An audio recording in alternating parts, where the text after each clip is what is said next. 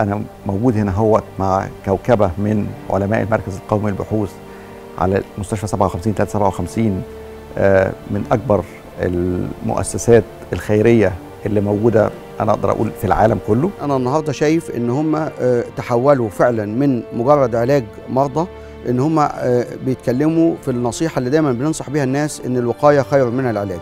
الهدف بتاعنا الرئيسي من وجودنا إن إحنا إزاي نقدر نضم مؤسستين كبار من مؤسسات الدولة، مؤسسة حكومية للمركز القومي للبحوث ومؤسسة أهلية زي 57 نشتغل مع بعض علشان الطفل المصري. طبعا انا حابه ان انا اتعلم من هنا اساسيات الجوده اللي هنطبقها عندنا في المركز القومي للبحوث. دي هتبقى يعني حابين ان احنا نكون زي هنا في كل حاجه، حابين ان المرضى يكون ليهم كل الاولويات وكل الحقوق اللي بياخدوها هنا. هذا لمصلحه هذا الوطن الحبيب الذي اعطانا الكثير، فلا بد ان نعطي لابنائه الصغار.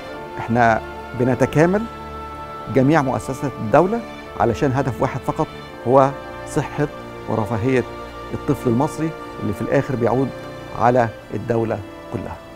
شكرا. مؤسسة مستشفى 57 مصر لعلاج سرطان الأطفال بالمجان، رحلة علم، هدف الحياة.